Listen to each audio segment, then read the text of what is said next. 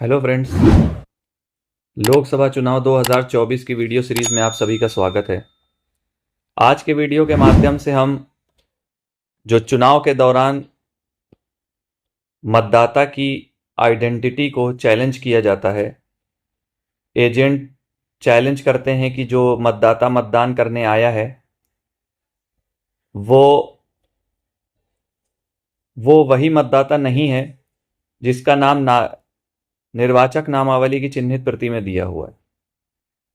तो इस कंडीशन में हमको किस प्रकार से उनका मतदान कराना है और क्या क्या प्रक्रिया करनी है, उसके बारे में आज डिस्कशन करेंगे। तो चलिए स्टार्ट करते हैं।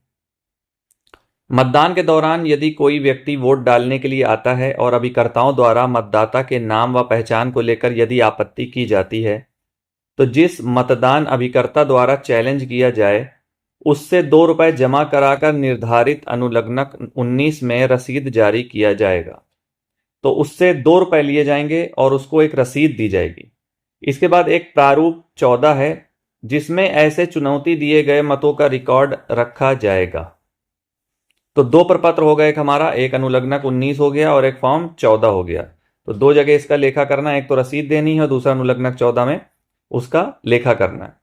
इसके बाद पीओ द्वारा मतदाता के संबंध में जांच की जाएगी और यह पता किया जाएगा कि मतदाता सही है तो उसका ईवीएम के माध्यम से मत डालने की अनुमति देगा तथा आपत्तिकर्ता के ₹2 जब्त कर लिए जाएंगे। अगर एजेंटों का दावा स्थिर नहीं रहता तो जो ₹2 लिए जाएंगे वो जब्त हो जाएंगे और जब्त होने के बाद उसको सरकारी खाते में हस्तांतरित किया जाएगा जब हम बाकी के प्रारूप जमा करने जाएंगे। इसके बाद यदि ये पाया जाता है कि जो मतदाता मत डालने आया था वो किसी फर्जी मतदाता के नाम से वोट डालने आया था, तब उसे निर्धारित प्रारूप अनुलग्नक 20, एक तीसरा प्रपत्र आ गया अनुलग्नक 20 में थाना अध्यक्ष को संबोधित रिपोर्ट भरकर वहां उपस्थित पुलिस को सुपर्द कर देंगे तथा आपत्तिकर्ता के ₹2 वापस कर दिए जाएंगे। अगर एजेंट ने जो चैलेंज किया है कि जो मतदाता है वो ओरिजिनल मतदाता नहीं है और उसका ये दावा सही पाया जाता है तो ₹2 उसको वापस कर दिए जाएंगे और अनुलग्नक 20 में उसकी शिकायत करके उसको थाना अध्यक्ष के सुपुर्द कर दिया जाएगा। अब इसको किस प्रकार से हमको वोटिंग करनी है, आइए देखते हैं। ये देखिए आपके सामने अनुलग्नक 19। अब मान लीजिए कि एक वोटर वोट करने आया और जो एजेंट बैठे हुए हैं उनमें से किसी एक ने चैलेंज किया कि ये वोटर ओरिजिनल वोटर नहीं है, किसी के स्थान पर वोट देने आया है। तो अब दो कंडीशन बनेगी, या तो वो सही बोल रहा है या तो गलत बोल रहा है। उस कंडीशन में पहले हम लोग थोड़ा सा आइडेंटिफाई करेंगे कि एक्चुअल है या नहीं है। इसके बाद हम जब एजेंट नहीं मानेगा तो हम क्या करेंगे, चाहे गलत हो एजेंट या सही हो, उस कंडीशन में हम ₹2 लेंगे। ₹2 हमें एजेंट से लेना है और उसको ये जो सामने आपको फॉर्मेट दिख रहा है रसीद बुक का, इस रसीद बुक से उसको रसीद की कॉपी देनी है ₹2 जमा करने के बाद। तो आप यहां पर देख रहे हैं ये जो बुक नंबर और प्रश्न नंबर है ये यहां पर पहले से छपा हुआ होगा, ये पहले से छपा होगा, ये हमें यहां पर कुछ नहीं भरना। इसके बाद आगे देखिए श्री डैश लगा है, अभ्यर्थी निर्वाचन अभिकर्ता मतदान अभिकर्ता से ₹2 नगद, निर्वाचन का संचालन नियम ये हमने प्राप्त किए। तो यहां पर क्या आ जाएगा, एजेंट का नाम, यहां पर एजेंट का नाम आ जाएगा। इसके बाद डेट आ जाएगी यहां पर, जिस डेट में आपके वहां चुनाव हो रहा है, पीठासीन अधिकारी मतदान केंद्र क्रमांक एवं नाम। तो यहां पर पीठासीन अधिकारी अपने साइन कर देगा और मतदान केंद्र का क्रमांक व नाम लिख देंगे, 290 प्राथमिक विद्यालय कक्ष संख्या 2, इस प्रकार से नाम लिख देंगे और जगह का नाम लिख देंगे। इसके बाद यहां पर संसदीय क्षेत्र का नाम हम लिख देंगे 49 फतेहपुर। ये तो कॉपी हो गई जो हमको अपने पास रखनी है, फर्स्ट कॉपी, और ये सेकंड कॉपी हो गई, ये हमको एजेंट को देनी है।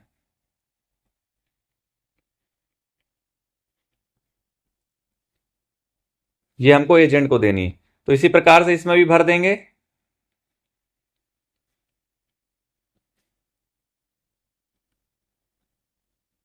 ठीक है, भरने के बाद यहां पे भी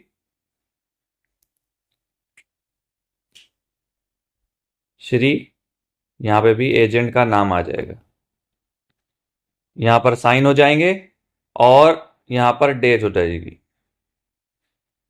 ये वाली जो कॉपी है इसको हमको परफोरेटेड लाइन से ये अटैच होगी, तो इसको हमको फाड़कर एजेंट को वापस कर देना है, एजेंट को दे देना है। तो एजेंट के लिए ये एक रसीद हो जाएगी, रिसीविंग हो जाएगी। अब हमको क्या करना है, आगे का प्रोसेस स्टार्ट करना है। आगे के प्रोसेस स्टार्ट करने पे मान लीजिए कि वो जो मतदान है, मतदाता है, वो सही पाया जाता है, मतलब वो अपने स्थान पर अपना ही वोट डालने आया है, किसी और का वोट डालने नहीं आया है। तो उस कंडीशन में क्या करेंगे, हम ये वाला फॉर्मेट भरेंगे जो बीच में दिया हुआ है।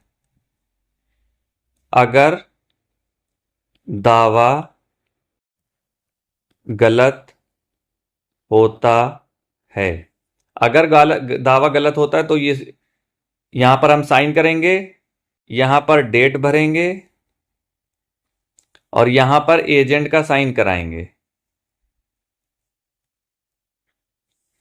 इसके बाद यहां पर हम लिख देंगे जब्त। जब्त लिख के ₹2 और ये रसीद, इसको एक लिफाफे में आपको रखना है, ये आपको पता है, इसके लिए एक अलग से लिफाफा दिया गया है। और अगर ये दावा कि उसने जो मतदाता है वो किसी और की जगह वोट डालने आया है, ये दावा सही पाया जाता है, तो हमको क्या करना है, ये जो थर्ड कॉपी जो हमने रसीद की एजेंट को दी थी, ये उससे वापस ले लेना है और ₹2 उसको वापस कर देना है। तो बात समझ में आ गई होगी। अगर दावा एजेंट का गलत है तो आपको ₹2 जब्त कर लेने हैं और यहां पर जब्त लिख के ये रसीद बुक और ₹2 एक लिफाफे में डालने हैं, और जो मतदाता है उससे नॉर्मल प्रक्रिया के तहत वोट डलवाना है। लेकिन अगर दावा गलत, एजेंट का दावा सही हो जाता है, तो सही होने की कंडीशन में हमको उससे ₹2 वापस कर देने हैं और ये रसीद वापस ले लेनी है। और आगे की प्रक्रिया अब आपको बताते हैं कि किस प्रकार से करनी। ये देखिए प्रारूप 14 है। इसमें सबसे पहले देखिए निर्वाचन क्षेत्र से विधानसभा के लिए निर्वाचन, ठीक है। तो यहां पर निर्वाचन क्षेत्र आपको पता है कि हमने हमेशा यहां पर विधानसभा भरवाया कि विधानसभा आपको भरनी है। तो 240 फतेहपुर के लिए निर्वाचन 2024। समूह निर्वाचन केंद्र में मतदान केंद्र संख्या, तो मतदान की केंद्र संख्या ये हो गई, और मतदान के स्थान का नाम, मतदान के स्थान का नाम क्या हो गया, प्राथमिक विद्यालय, कक्ष संख्या, और जो भी यहां पर गांव का नाम है वो आ जाएगा स्थान के नाम में। क्लियर हो गई बात। इसके बाद अब इस फॉर्म में देखिए पहला कॉलम है प्रविष्टि का क्रम संख्या, तो यहां पर सीरियल नंबर 1 आ गया। निर्वाचक का नाम, जो व्यक्ति वोट डालने के लिए आया उसका नाम आ गया, देखिए यहां पर। इसके बाद नामावली के भाग संख्या 1 होती है नामावली की, नामावली के ऊपर लिखी होती भाग संख्या लिख दी जाएगी, वो हमारे केस में 80 है। इसके बाद निर्वाचक की जो क्रम संख्या है नामावली में वो लिखी गई, और जिस व्यक्ति के खिलाफ, मतलब ये दोनों नाम हमेशा क्या रहेंगे, सेम रहेंगे, और उस व्यक्ति का पता जिसके खिलाफ ये चैलेंज किया गया है उसका पता यहां पर लिख दिया जाएगा, और अगर उस व्यक्ति को कोई पहचानने वाला है तो उसका नाम यहां पर लिख दिया जाएगा। आ रही बात समझ में। और उसके बाद जिस व्यक्ति ने चैलेंज किया है, मतलब जो एजेंट है जिन्होंने चैलेंज किया है, उनका यहां पर नाम आ जाएगा। और इसके बाद पीठासीन ने उसका क्या आदेश दिया कि चुनौती फेल हुई है या चुनौती सही पाई गई है। चुनौती अगर अस्वीकार कर दी गई और चुनौती सही पाई गई, इसके बारे में आपको लिखना है। और उसके बाद जो भी आगे की प्रक्रिया होती है, चाहे वो सही हो या गलत, उसमें एजेंट के साइन करवाने हैं हमको आगे, ठीक है।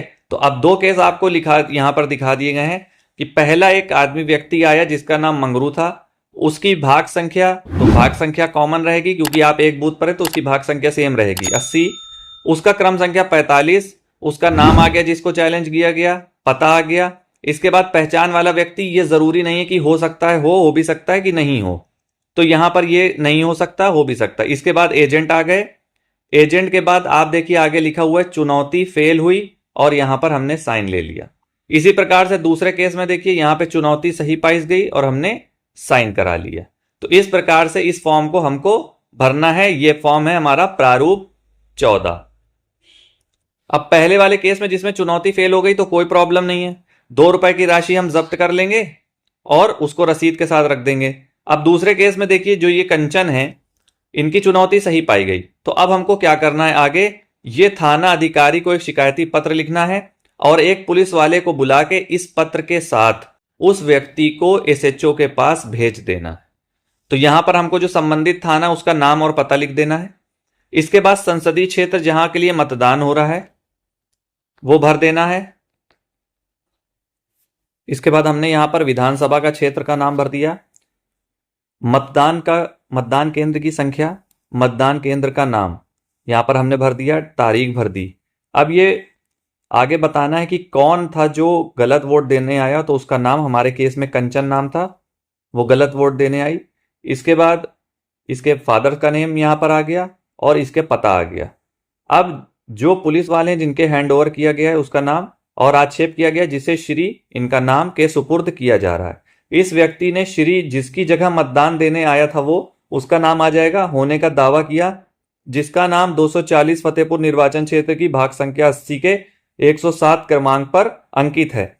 ये व्यक्ति ये साबित नहीं कर सका कि ये उक्त निर्वाचक है। मेरे विचार में ये छद्मवेशी है, अतः आपसे निवेदन है कि आप भारतीय दंड संहिता 1860 की धारा 171F के अधीन अपेक्षित कार्यवाही करें। ये फॉर्मेट देंगे, नीचे साइन कर देंगे। अब इसकी आप अगर हो सकता है तो 2 कॉपियां बना लें, एक कॉपी आप उनको दे दीजिए और एक कॉपी यहां पर देखिए, यहां पर ये देखिए रिटर्निंग ऑफिसर को भी प्रेषित करनी है, तो उसके लिए आप एक कॉपी बना लीजिए, तो आप उसको भी प्रेषित कर दीजिएगा लिफाफे में डालकर। इसके बाद ये देखिए आप यहां पर एक रिसीविंग है, रिसीविंग में डेट लिखा है और टाइम लिखा है। जिस टाइम में आपने ये करा है तो आप उस टाइम को यहां पर मेंशन कर देंगे और अपने मोबाइल फोन में, आप सबके पास फोन रहेगा चुनाव के दौरान, तो अपने मोबाइल फोन में इसकी एक फोटो खींच लीजिए अपने रिकॉर्ड के लिए। देखिए अब किन किन सूचनाओं में इसको हमें बताना पड़ेगा। तो ये देखिए पीठासीन अधिकारी की एक रिपोर्ट है, उसमें देखिए पॉइंट नंबर 9 है, प्रारूप 14 के अनुसार जो चैलेंज मतदाता है उनकी संख्या लिखनी है। तो हमने अभी जो एग्जाम्पल लिया उस केस में कितनी थी, 2, तो यहां पर इसको मेंशन हम कर देंगे। इसके बाद देखिए रिपोर्ट आ रही है, एक ये रिपोर्ट आ रही है जो पीठासीन अधिकारी द्वारा ईवीएम तथा अभिलेख के साथ जमा करते समय सूचना दी जाती थी। तो हमने जब पहले इसको फिल किया था तो 0 था, लेकिन अब हमने एक एग्जाम्पल लिया जिसमें इसको 2 हमने संख्या दिखाई, तो यहां पर 2 भर दिया जाएगा। फिर ये देखिए एक सूचना है, आपत्ति चैलेंज किए गए मतों की संख्या, तो यहां पर हमको फिर से 2 भर देना पड़ेगा। तो 3 प्रपत्र हो गए। अब एक चौथा प्रपत्र जो हमारा पीठासीन की डायरी है उसमें भी देखिए इसके बारे में हमको जानकारी देनी है। तो ये देखिए लिखा हुआ है पॉइंट नंबर 12 में, चुनौती युक्त चैलेंज मत, टोटल हमने कितने चैलेंज मत किए, 2 का चैलेंज आया। स्वीकृत हमने कितने करे, 1, अस्वीकृत कितना किया, 1, और जब्त की गई राशि कितनी हो गई, 2। अगर यहां पे संख्या बढ़ती जाएगी तो ये राशि भी बढ़ जाएगी। अगर 2 लोग हैं तो 4 हो जाएगी और अगर 3 लोग हैं तो 6 हो जाएगी, तो उसी हिसाब से मल्टीप्लाई होती चली जाएगी। तो यहां पर हमें पूरी डिटेल देनी है, कितने लोगों को चैलेंज किया गया, कितने लोगों का हमने स्वीकार किया और कितने लोगों का रिजेक्ट कर दिया। उसके हिसाब से जिनका हमने जो रिजेक्ट किया होगा उनके लिए यह राशि जब्त कर दी जाएगी। तो आशा करते हैं इस वीडियो से आपको सहायता प्राप्त होगी। धन्यवाद।